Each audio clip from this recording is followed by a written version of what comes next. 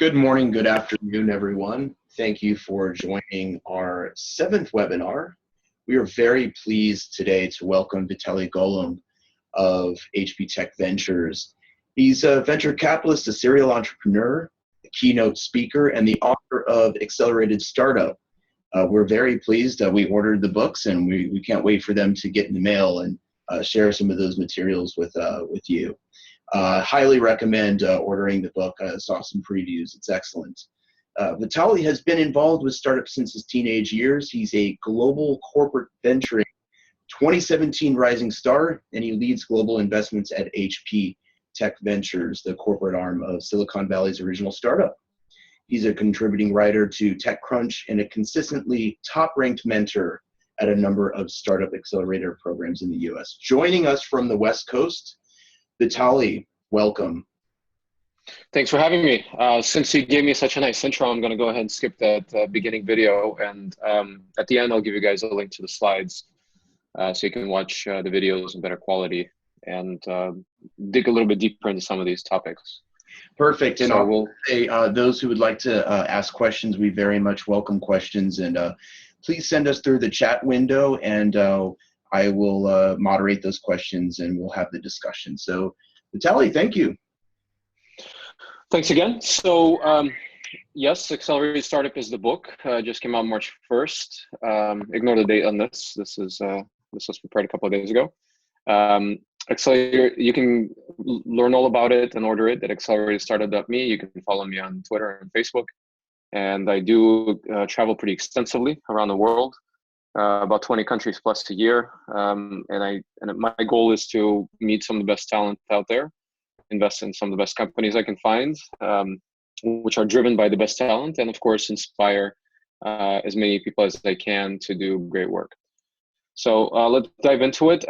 Yes, I am part of the HP Tech Ventures team. HP is Silicon Valley's original startup, started in 1939 by Bill Hewlett and Dave Packard. The initial capital was $538 given to them by their professor, Frederick Terman. In my book, actually, I cover quite a bit of history, and Frederick Terman is probably one of the most important names in Silicon Valley history, and made Stanford what it is today, made Silicon Valley what it is today. So I encourage you to read about it and search his name as well. The first customer was Walt Disney, and the first product was an audio oscillator, which is a device to measure audio signal. So the TV studios were the first customers. And today the company went through a split. So there are now two HPs. There's HP Inc., which is us, and there's Hewlett Packard Enterprise. So we're the blue circle, they're the green rectangle. And HP, after the split even, is about a $50 billion a year revenue company, about 50,000 employees in 170 countries. We have over 18,000 patents. I mean, still a great brand, as you all know, and the company's coming up on its 80th birthday. So HP has gone through several changes in its history. It went from audio, technical devices, to calculators, to computing business, printing business. Last year we entered the 3D printing business, which I'll tell you a little bit more about as well. And we're in the process of building HP 4.0 as we enter the third industrial revolution. So third industrial revolution changes pretty much everything. We have a complete convergence of everything, of all the technology around us. The virtual or the digital world and physical world are starting to blend. So this is actually really important for you to think about as you think about what companies you're going to work on, where you're going to invest your time, your non-refundable lifetime as an entrepreneur. So we'll dive deeper into that. So this is a global audience. I don't think anybody's on the call besides me from Silicon Valley. The good news is that it's much easier to start a company now anywhere in the world than it was even here in '99 when I was getting started. And it's because we have the technology platforms built out. And what that means is that it is now easier to build. You can build a web business, you can build an app business. You have been able to for the last 10 years or so very easily because all the infrastructure is in place. And that's what dot-com days left us. The dot-com days failed spectacularly, but Silicon Valley in the world got a lot of business frameworks, a lot of infrastructure, high-speed internet, etc., e-commerce, security online, etc., that allowed us to create the next generation of technology which was then quickly social networks, and then from 2007 and on, the mobile world. The question is, where do we go next? And that's what we're going to cover as well. So if we look at, I have a very global perspective, as I mentioned. If we look at kind of a combination of different things, although US has the most top universities in sciences, biology, computer science, chemistry, engineering, material science, math, etc., it does not have any of the top talent as ranked in the world. So US is not in the top 20 of the hacker rank for best hackers, best developers. Not in the top 5 for algorithms, not in the top 5 for artificial intelligence. US has kind of a bad immigration policy, we can say, that the best of the best in the world come to get an education and they get sent home. So bad for the US, good for the rest of the world. And you can see that top tech talent is all over Europe, especially Central Eastern Europe, as well as China and Southeast Asia. That's where we're seeing it so far, and hoping that obviously Latin America and Africa come online as well. So we'll see how this transforms, but I have a very much global view. The one thing that is important to know is that US is a quarter of most markets, most world markets. So certainly if you're launching global technology, that's the place to be at some point, or at least part of your company operations. And there's really two types of startups. There are startups that are focused on solving local problems, and there's nothing wrong with that. You can build very large companies, like you can see all over China. China is a really big domestic market. There are a number of companies that nobody outside of China knows, but inside of China, they're multi-billion-dollar companies. Same thing you can do in a number of other markets. So things like e-commerce or different infrastructure plays and catch up the country or the region to top tier standards from US and Western Europe. And then there are startups that are technology driven, that are applicable worldwide, and those are really the ones that can use the perspective and the experience in Silicon Valley to scale the sales and marketing primarily. So we'll come back to that. Now, if we take a look at what's going on in the world, you can really look at venture capital as a leading indicator of the economy, where things are going. So VCs are a few years ahead of all other investment classes. You can see all the research being done. So you can see, for example, artificial intelligence investments multiplied by about 10 in the last 5 years, from 589 million in 2012 to 5 billion in 2016. The effect with augmented reality and virtual reality investment is even more dramatic, right? It went from 86 million in 2012 to 1.8 billion. Investment in robotics, similar effect. Big auto companies are aggressively now getting into the car 2.0 business, and the AI universe is growing. So the question is kind of, what are the next platforms? And these are the core technologies, some of the core technologies, 3D printing being another that we'll talk about, that are building really this next industrial revolution. And what's going to happen is that major industries will be completely reinvented. We're talking about healthcare, transportation, logistics, finance, and manufacturing. These are trillion-dollar industries that will be completely flipped upside down in the next decade. So it may be painful for some. You may see see people under stress, but as entrepreneurs, this is an opportunity for you to leverage these new technologies, these new technology platforms, and get into this new world of with these different industries that are transforming and really build the billion-dollar companies of tomorrow. So that's a little bit of background, but let's talk real quickly about you guys, the entrepreneurs. You may think that kind of normal career, you may find this familiar. You get good grades, you get into a good college, you get into a good company, you get regular promotions, and then at a certain point you retire, play golf, and die. That's a normal career path in the Western world today. And this is what our moms and dads want us to do, right? Just go to a good college and assure ourselves a great career. By the way, this doesn't assure anything anymore. If you look at the startup career path, if successful, people think that it's an overnight success, right? You read about a company that just went out and raised a bunch of money or sold for a few $100 million or $1 billion. Well, reality is that it's a really painful process. These overnight successes are 10 years in the making, and it takes a long time, and it's a very painful process. So Ben Horowitz, from Andreessen Horowitz, one of my favorite quotes from his book: "As a startup CEO, I slept like a baby. I woke up every 2 hours and cried." So it's a very painful process, and I can tell you that from firsthand experience. Now, if we look at how long it takes to build something interesting, it takes about a year to develop an idea and about 2 years to see if anybody cares. So it takes about 5 to 8 years to see it through. So you better be passionate about whatever you're working on, because you're going to be living and breathing this for quite a few of your following years. So if we do the math, if somebody's 22 years old and they come straight out of college, they build the first startup, very likely they'll fail within 2 years. So they might go back to graduate school. They're a little bit smarter, more experienced next time around. Second time around, they'll fail faster. And then we're getting into, the third one, and hopefully by that point they can take it much further. Congratulations, you're in your early 30s, and your next one's going to take you into your mid 30s. So, this is, besides raising money, you can always raise more money, you can always go get a job, but you can never get more time. So you have to be really thoughtful about where you're investing your time and your non-refundable lifetime and the years of your life and your efforts.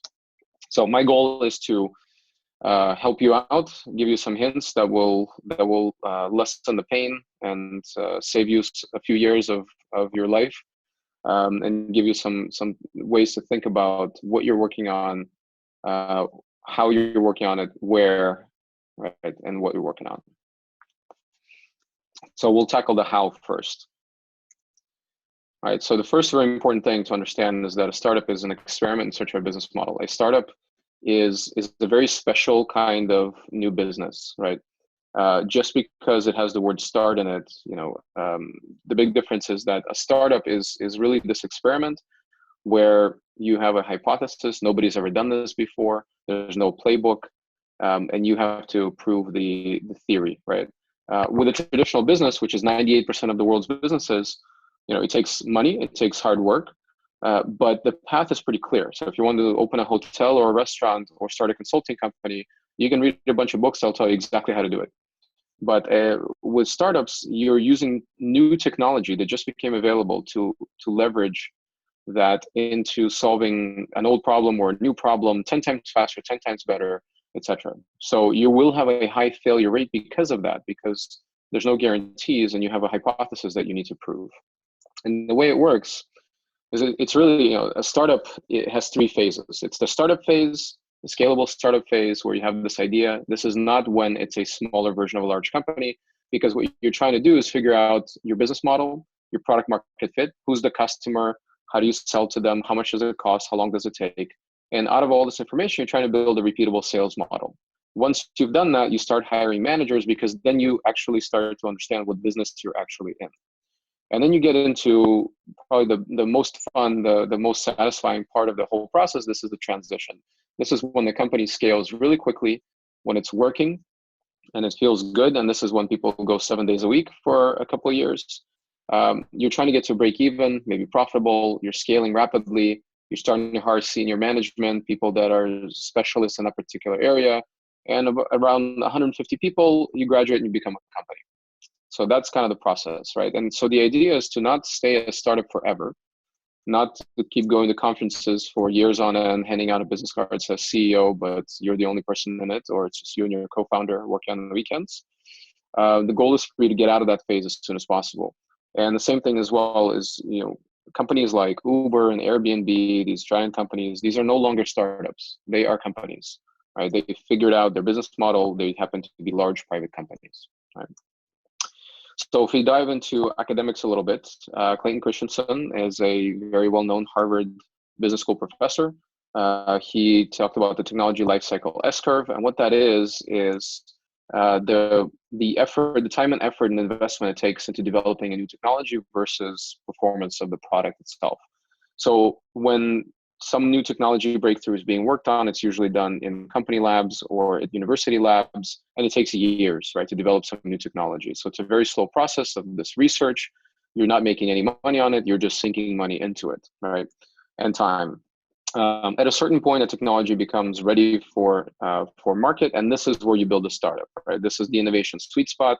This is when you can take the technology, very quickly build a product out of it, and offer the solution and start selling and building a big business out of it. So usually you'll have kind of this small gap of time, maybe a couple of years for each new paradigm, each new technology, where you're able to leverage this into something entirely new that wasn't available before, like social networks did, or improving, solving something that was difficult before, time consuming or expensive, and you do it 10 times faster. Not a little bit faster or better, but 10 times.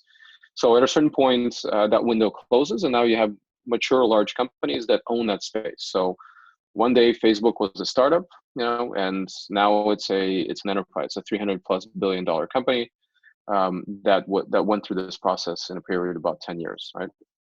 So that's kind of the journey that you hope to get yourself on. And the idea is that you need to understand what's out there, what's in the market, and you need to align your talents with trying to find that innovation sweet spot. So what you work on should be very timely, and it should be something that you're not going against the grain. You're going with this wave of innovation.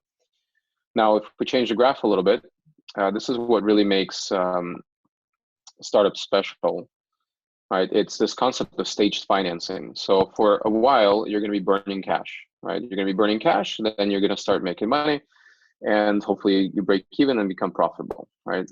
So if we overlay the different stages of financing over that, we have the concept stage, right? Where you have an idea and a team, you raise your seed money, you start getting early validation from customers or potential customers, you raise your Series A, you get market traction, you really start selling, you raise a Series B, and then you start really scaling the company and turning it into a company with all the departments and everything you need. So you'll go through subsequent rounds of financing until you get to a predictable scale, and that's when you IPO. That's kind of textbook what a startup goes through, right?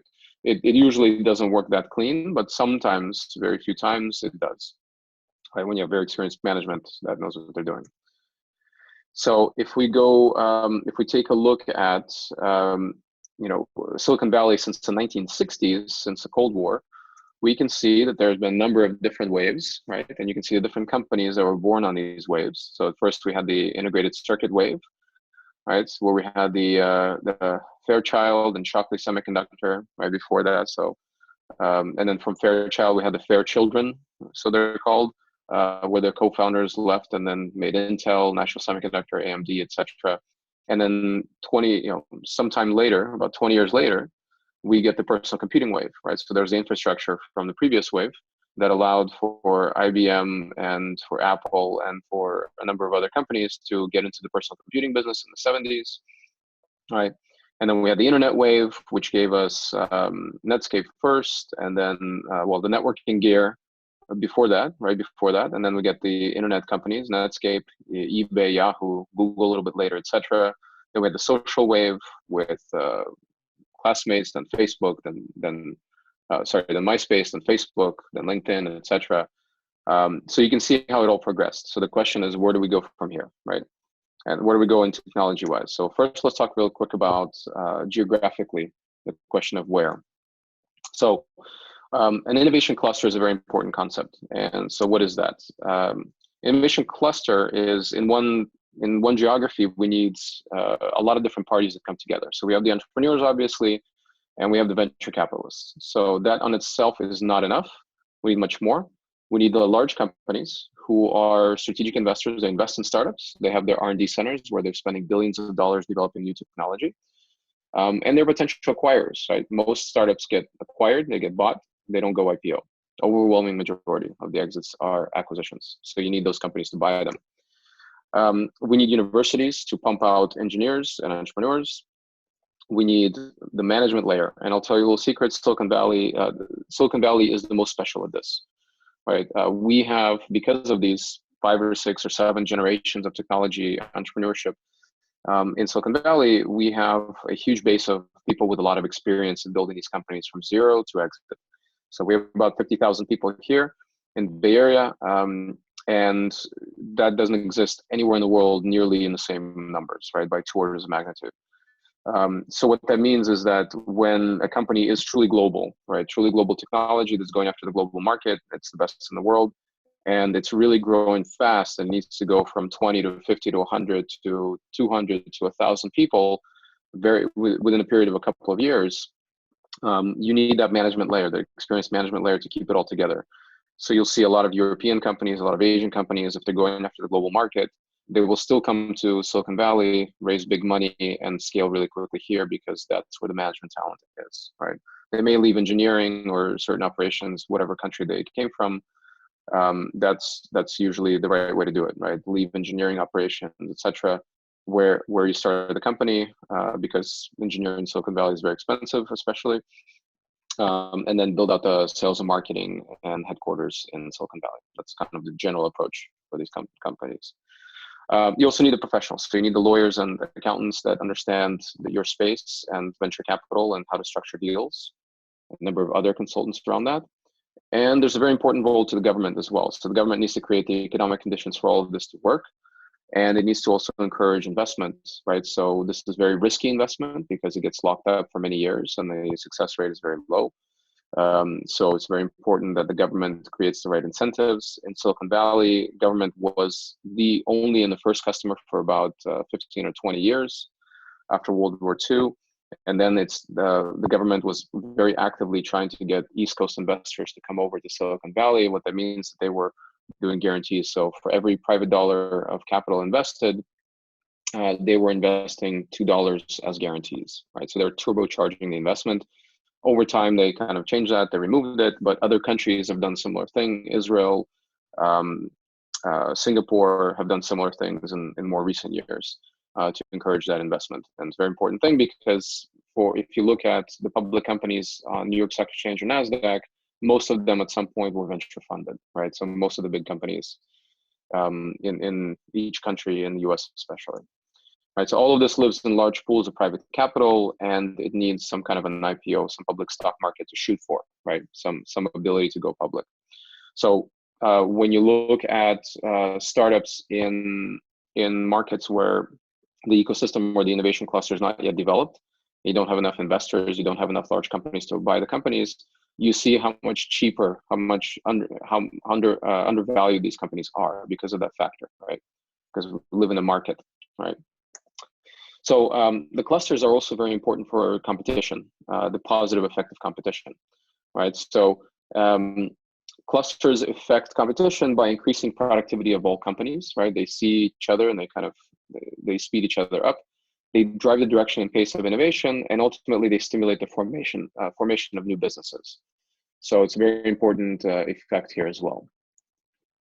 Right. So if we take a look at around the world, as far as hotspots, you can see Israel is now number 2. Used to be Boston 20 years ago. But you can see that this changes with every different cycle. And you're going to see these numbers and these cities change, and complete new cities pop up very soon because we're changing the technology paradigm, and different areas specialize in different technologies. And there's different types of talent and experience in different areas of the world. So you have an opportunity, you don't have any excuses. You have an opportunity to build these ecosystems. All of this is very fluid, and within a few years, it can change very quickly. Even if you look at the US itself, US is not a single market. US has a lot of different specializations for historic reasons, right? So for example, LA, Los Angeles area is known for entertainment, but it's also because of World War II and Cold War, it's specialized in defense and aerospace as well. Silicon Valley, specializes in technology, biotechnology, venture capital industry lives, primarily in Bay Area, worldwide, etc. So, but you can look around. For example, Hartford, Connecticut, is the capital for insurance companies, right? Certainly, New York for financial services, advertising and media. Southern Florida, health technology, etc. So, depending on what you're working on, you may find yourself in different parts of the country. It's not necessary that you're in Silicon Valley. You should be looking at other places and kind of get familiar. But on the other hand, if you're moving to the middle of the country and you're expecting to be the next great, mobile app developer, you're going to have a much harder time. So now the question of what, right? This is the important question of what should you work on? What's coming up, right? So Steve Jobs' favorite quote was Wayne Gretzky saying, he skates to where the puck is going to be. That's his secret. And this was put together by Chris Dixon. He's also at Andreessen Horowitz, and basically showing that over the years we went through a certain gestation and a growth phase. So the PC era really started in the kind of mid 80s and really became hot in the 90s. Then we went into the internet era, and now we're arguably saying we're wrapping up the mobile era, being that there are about 2 million apps in the App Store, in the Apple App Store. And that means that for you to launch an app and be successful is far, far, far from guaranteed anymore. You really have to fight to get something out there. So the question is, where do you look next? Where are the open areas, the new exciting technology areas and opportunities where you can build new companies? So I'll suggest a few for you. So at HP, we've developed kind of 4 focus areas. These are not the only ones, but these are certainly very interesting. And these are hypermobility, Internet of all things, smart machines, and 3D transformation. And together we call them blended reality experiences. So this is we very much believe that we're coming to an area where we're blending the physical and digital worlds, right? So if you look at hypermobility today, right, you can see that there's internet everywhere. We take it for granted. There are smartwatches that are getting kind of the beginnings of sensors of our body and getting our body to be digitized a bit. And what's going to happen tomorrow is we're going to have nanobots in our bloodstream that will be basic computers inside us that will be killing cancer cells and all sorts of things, right? So we're talking about an exponential change in the way we look at technology and hypermobility and our relationship with technology, our personal relationship with it. Internet of all things. So for those of you old enough to remember when the letter E began to be attached to everything, this is in the .com days. Now we take it for granted that doing something online, like e-commerce or filling out a form or what have you, getting some kind of services is obviously the preferred way to go. IoT has been a buzzword, right? And IoT up to this point has meant some kind of simple devices. They're usually they're nice to have, they're not necessary. But what's going to happen in the next few years is that every single object is going to be internet enabled. Everything is going to be collecting data, and somehow you're going to be interacting with it. It's going to digitize our world all around us, right? Smart machines is a third area. So we went through robotics 1.0, and that was basically hydraulic muscle. Smart machines or robotics 2.0, we're talking about hydraulic brains, right? So these are machines that can make their own decisions and do things much more advanced, right? In some cases, much better than humans already. So if everybody knows a game called Breakout, where you have a little slider at the bottom and you have a brick wall and you have a ball and you have to break it down. Some researchers built an algorithm and let the algorithm learn how to play the game. At first, it missed the ball and it wasn't playing it very well, but within minutes, it was able to play better than any human and beat the game in one move. Right, it figured out how to do that. Right, so that's great, but what does that mean for more productive things? What that means is that we're now able to apply advanced machine algorithms at problems that humans have never been able to solve, right? So, for example, this question scientists had on if you split a flatworm, how does it regenerate itself, right? So this is a puzzle that scientists could not solve for the last 100 years. It's something that an AI algorithm solved in 42 hours, right? It developed a model on how the platform regenerates itself. Right? So we can deploy that kind of technology now to solve much more advanced problems. And in 2015, as far as robotics goes, Pepper was introduced in Japan, sold about 1,000 units very quickly. And it's the first robot that can sense emotions and show emotions. And that's really important in a country like Japan, where the average age is well over 60. And these are going to be the human companions, or rather not the home companions that are not human. And the important thing, kind of the difference in the factory, you don't really care what the personality the robot has. It's just doing a job. But if you're going to have a home companion, something around the home that's kind of a different level of technology, different level of complexity. If you've seen the movie Bicentennial Man, with Robin Williams from about 10 years ago. That's kind of where we're headed. So we have robots that will start sensing and showing emotion to humans. Now, 3D transformation is a pretty exciting area. And what that means essentially is 3D printing and related technologies. So if you look at before the Industrial Revolution, everything was handmade and time sensitive, right? And we take that for granted. If we move forward, after the Industrial Revolution, we talk about blueprint design and mass production. And internet gave us computer-aided design and just-in-time machine production, right? And here we are today. So the question is, where do we go from here?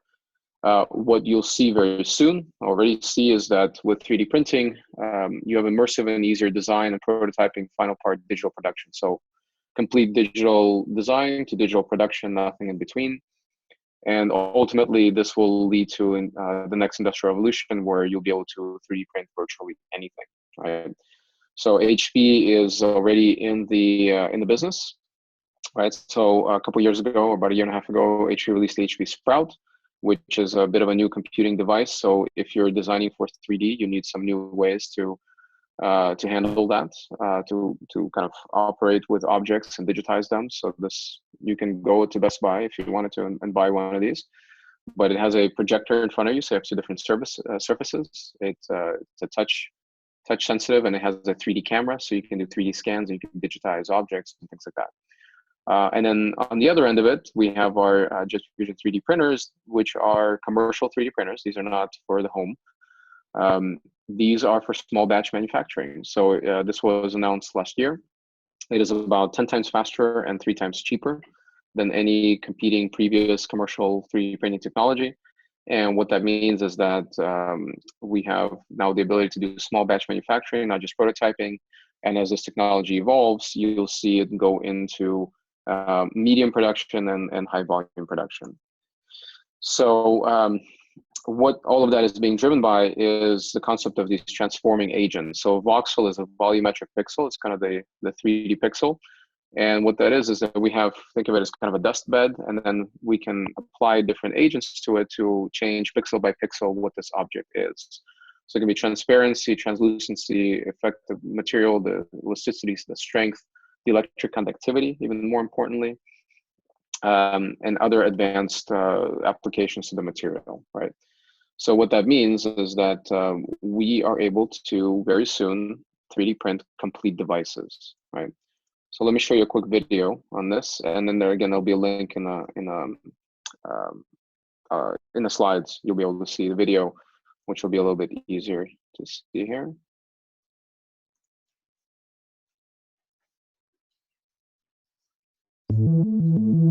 To you, designers and engineers, captains of industry, and leaders of thought, anyone whose ambitions have ever exceeded what was possible. This is your moment, your rewrite history, the world is not flat moment. Every facet of how you design and manufacture is about to be reinvented, and it all starts here. With the smallest of building blocks, the mighty HP Voxel.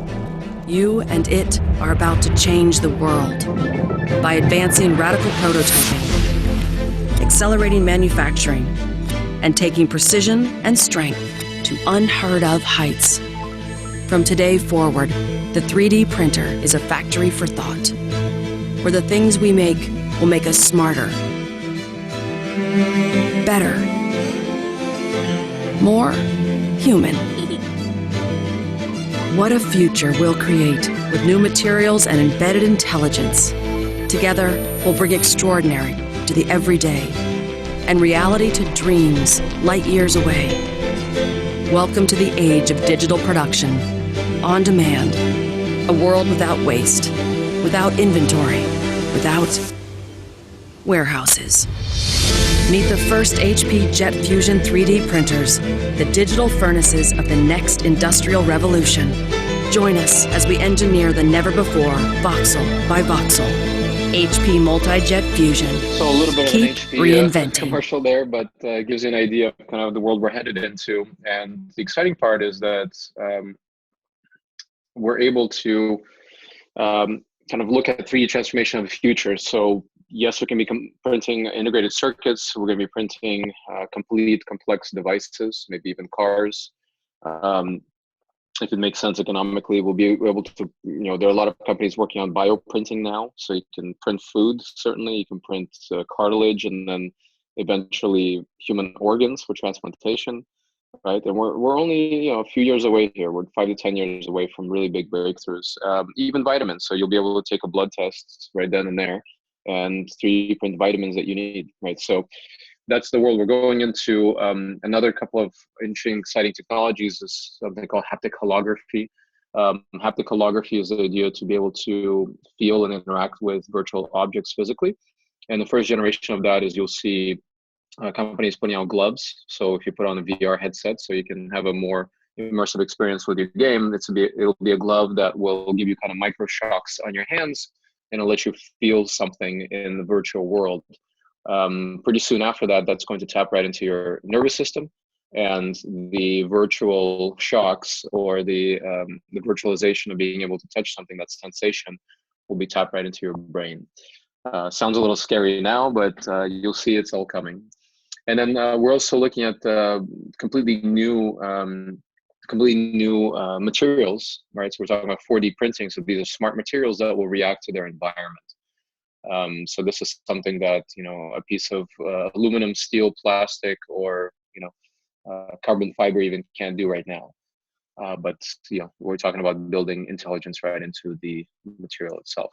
So my goal was to give you kind of a little bit of a sense of where the world is going, where you should be investing your time, how to think about your startup, know that this is a global game. This is no longer just Silicon Valley. And this slide used to be inspirational. Now it's a little bit ironic. So my advice to you is to really plan where you're going to be working and where you're going to be spending your time, and don't just happen to go work for some company or happen to go work on some technology. Do it with very much a lot of purpose. So with that, I'll thank you. Again, there's a link to info about the book.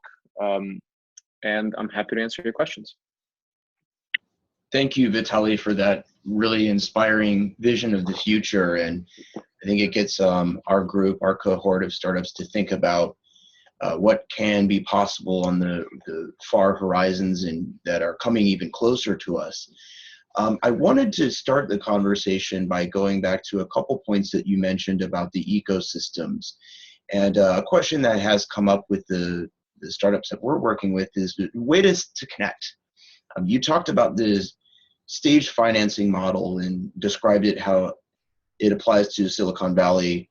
How is that situation really applying to places in Europe? You mentioned the talent that's going out there, that it's coming from the region. Talent's now global, technical capabilities are really strong, but for our group, many of us are situated across Europe.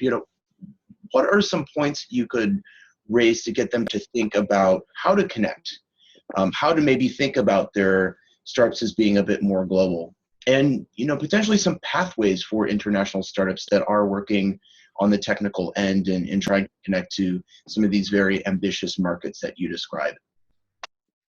Well, so as far as financing, I think there's a couple of different questions in there. As far as financing, admittedly, some of these markets have major gaps in financing. In some markets, it's very difficult to get the initial capital, right? The first money from angel investors, because they're not investing, right?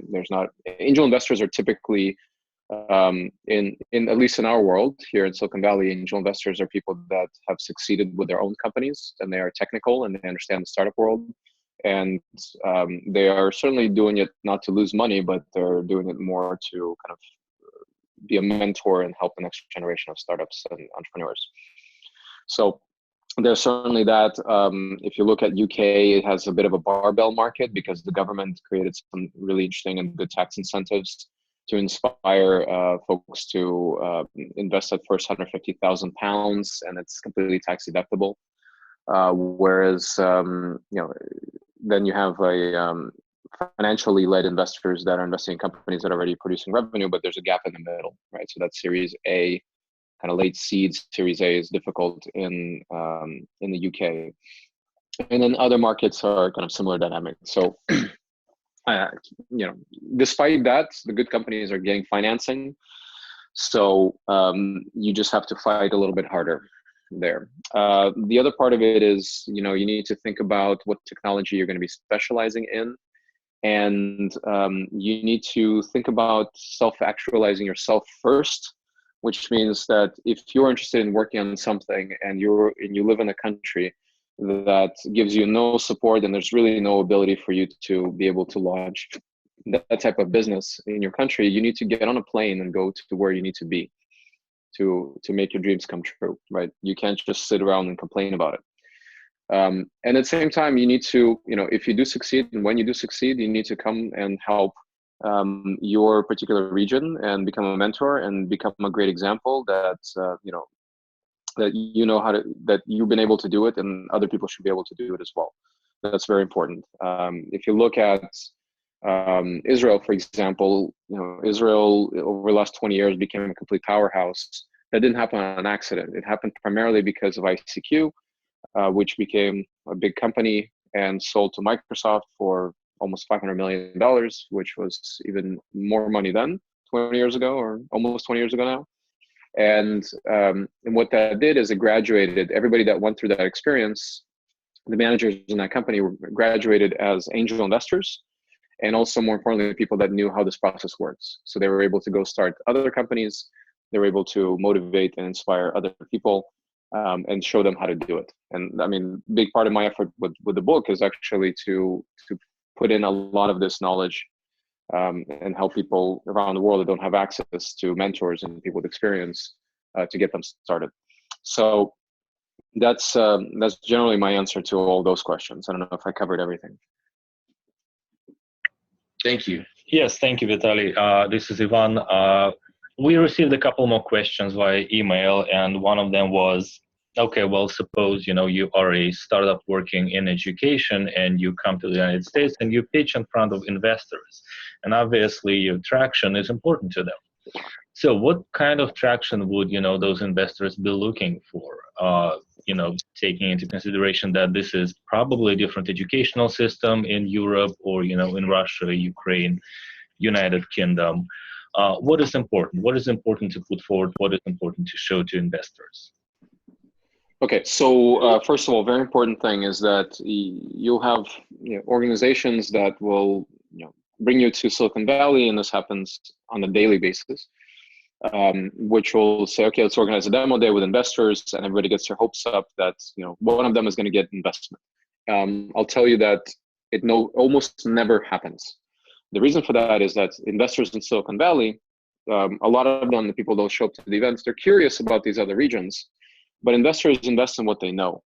So your first investors, if you're not based in Silicon Valley, if you're based in any other country, your first investors will be in that country that are doing seed investment in that country, and they know the market, they know the people, they know how to help you with those initial steps. An investor in San Francisco is not going to invest in a company in Ukraine unless they have some kind of connection with Ukraine already, right? So that's very important to understand. Second of all, the question is, how do you become a Silicon Valley company, and what's enough traction? So the way to think about it is you outsource your sales and marketing to Silicon Valley if you're a European company or any other part of the world. And what that means is that if you're planning to raise money here, you're competing with the companies already here, right? And there's about 3,500 companies that get professionally seed funded here every year, 3,500. About 10% of those survive to Series A, about 300, 350. But you're competing for money and attention with all the best in the world. So that means you need to come over here and you need to become the best in the world. And to come here, it's very expensive to operate. So you need to be relatively successful already at home. You need to have some money to be able to invest. So it's very likely that you'll be something like 50 or 100 employees before it makes sense for you to come over here and invest the money and invest a year or two in establishing yourself in Silicon Valley. And again, the only reason to do that is if you're going after either the US market or the global market, right? If you're a Ukrainian company or Russian company and you're focused on the Ukrainian or Russian education market, there is really no reason for American investors to invest in your company, right? There's not venture investors are not like people buying stock on the public market. Venture investors are supposed to provide you much, much more than just money. They're providing you connections and advice and experience. And if they have no experience in your market or in your region, and they have no connections to give you, then they shouldn't be investing in you. Thank you for that. We have time probably for two more questions. We have two right here. One says, "Hi, Vitaly. Thank you so much for the presentation. Based on your background, your primary focus is VR startups. Are you looking at non-VR sales tech and ed tech startups, and what is your average investment size?" I think this goes back to the fact that our cohort, they are working in the ed tech space. They're developing products for education. Obviously, HP may not be specifically focused on this, but what are you seeing in terms of ed tech, and what are some other kind of other technologies that you did not mention that are attractive to you? So I invest in VR and a lot of other things. I'm on the advisory committee of the VR fund, which is the top seed fund for VR. But HP invests in a lot of different things. HP invests strategically where HP has either current business or future businesses, near future businesses. So we invest in 3D printing. We invest in certainly this immersive category, VR, AR, etc. We invest in commercial IoT. We invest in smart machines. This is low-level artificial intelligence and applied robotics. But we're also very strong in education, by the way. So we do invest in education. We're very interested in education. And especially in new ways, new software, new approaches in education that can be applied worldwide. HP is the #1 provider of computers to K through 12 through education in the US, by the way. We also are investing in healthcare because we are very strong in healthcare technology as well. We sell into that category. And some advanced things like microfluidics, where we're already using some of HP's inkjet technology to apply as it applies to microfluidics and healthcare. And we have retail technology business as well, and as well as core technology. So any kind of batteries and screens and sensors and things that we can integrate into devices and be a big customer to the startup. So we invest at Series A, Series B. Our typical check size is $1 to $5 million. Sometimes bigger, depends on the round. We never invest alone. We invest side by side with top-tier institutional or purely financial investors, right? And HP, like you saw, does about $1 billion a year in revenue. So it's about $1 billion a week. 50 billion revenue a year. So it's about $1 billion a week, right? So for us to focus on just financial returns, even if the company succeeds beyond our wild expectations and returns $100 million to us after a few years of operations, that still, as you can see, doesn't do much for the company. So what that means is we focus on strategic investments where we're already in that business, or we have a multi-billion-dollar market to go after where we can kind of hedge against our strategy, right? So we chose one path, but there are startups that we invest in that support that path or around it, or any number of other things. So the good news is we do very much invest in education. Excellent. Thank you for that. We have another question here. Kind of what's the difference between a big company's vision for investment in a startup? So, for example, one of our startups here asks, we see a lot of VCs are really understanding the B2C product, but what about B2B in this context? The question is, or hypothesis is, whether big companies have more experience in B2B launching products and whether that's correct. So, how would you recommend to find VCs from big corporations in that case? So when you're going to investors that are strategic investors, corporate venture capital, you need to do it for a very specific reason, right? So corporate VCs invest in companies that are very strategic to their parent company, right? And you should be thinking the same way. Like, besides money, right? What can this big company do for me? What kind of market access can it give me, etc.? There are lots of large companies that are consumer products, right? There's Procter and Gamble, that's all consumer products, right? Biggest one, oldest one. So there are lots of big companies that know consumer markets, consumer products, and provide that kind of access and support.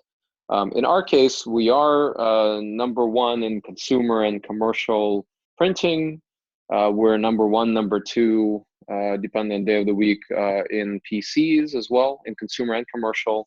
But when we sell to consumers, we sell it through the channel. So we sell it through Amazon, Best Buy, etc. And it's really kind of an advertising strategy. When we sell to businesses, that's where it's more interesting. There's more margin. This is when we have salespeople that will go and sell, 20, 50, $100 million deals where they sell a lot of something at the same time. So we certainly have those sales forces that are selling to other businesses. For us, that's more interesting. That's worth investing money into because those are really big deals, right? It's a big chunk of our revenue. So, and even in printing, for example, we have the Indigos. These are multi-million-dollar offset presses. This is not something you put in the store. This is sold by, via relationship. So you really have to think about which corporate VCs you're going to, what kind of help you're looking for, and be very specific about it, and know that they also take a much longer time to make a decision because there's so many different stakeholders inside the company. All right, so that's an important thing to know. So you should really focus, most times you should be focusing on working with purely institutional or financial investors, right? Purely, their interest is just to make as much money as possible. And they will be the most supportive, the most helpful, the most expert, because this is what they do all day, every day. In corporate venture, a lot of the times you'll find that people that are involved in the corporate venture arm of the company, they are from the big business. They don't have a whole lot of startup experience, unfortunately, and they can only be so helpful to you. And their loyalty, of course, is to the big company, right? So I'm a little bit different, where I have, working at HP is the first time I worked in a large company in my whole career. Before that, I worked in, I had my own startups for the last 16 years or so. Was working on my own fund, etc. So, but most times you'll see that people are from the corporate world, and they won't be able to relate to you and your problems as much. So hopefully I answered that for you. Thank you. Want to be respectful of your time. We're almost closing out here. Any final questions from anyone? Please send those over. Finally, we've seen a number of our tech companies working in the area of adaptive learning, and a lot of this is kind of coming to the front. You mentioned the K through 12 aspect with HP. In your vision of the future, where is this intersection between Internet of all things and education? What are some of your visions of that? The most important thing that keeps me up at night, because I have kids, is that the current education system, the way it is now, was designed during and for the previous industrial revolution, right? And all the KPIs, everything around that. We are entering a completely different world in the next decade. We're kind of halfway through this transition, and the second half is going to be much faster, as you saw the S-curve. And with that, we need to change our education system. Kids should not be sitting there memorizing data because it's very easy to find any of the information. They need to become arguably more human, right? If they're going to be competing with artificial intelligence in a few years for jobs, so to say. So that means that we're talking about creativity, we're talking about analytical thought. We're also talking about that computer science should be taught alongside the other basic sciences like chemistry and physics and biology, right? Much more beyond being able to type on a keyboard, right? Which is kind of the level of computer education that even I went through in school, the focus level. Now it's going to be computer science. So everybody needs to do basic programming, understand how this digital world works. The predictive education area is very, very interesting. And because we have this technology, the beautiful thing is that we don't need to teach all the kids the same thing at the same pace, because some kids learn much faster. Some kids learn visually or auditorily. Some kids learn, kinesthetically. we're able to customize all that and get the information in their brain the way, the best way possible, and at the proper pace, not too fast, not too slow, just right. So I'm hopeful that our education system will go in that direction. Unfortunately, we know it's controlled by governments, and governments are slow to react to these things. But hopefully, this technology and internet has already proven to be able to push beyond what we've considered kind of typical education standards from the past, right? Or typical understanding of education. So that's my hope. That's my thoughts on education in general. If you guys are working on anything in this space that's that you're well beyond the prototype, you're starting to sell and you're getting customers, I'd love to hear about it, and maybe we can do something together. Excellent. Well, on that note, we'd like to thank you once again, Vitaly, for your very insightful and visionary presentation. So this concludes the webinar, and those who are interested, acceleratedStartup.me is where you can get the book. So Vitaly, thank you. Thanks, guys. Have a good one, and good luck. All right, excellent. Goodbye. Bye-bye.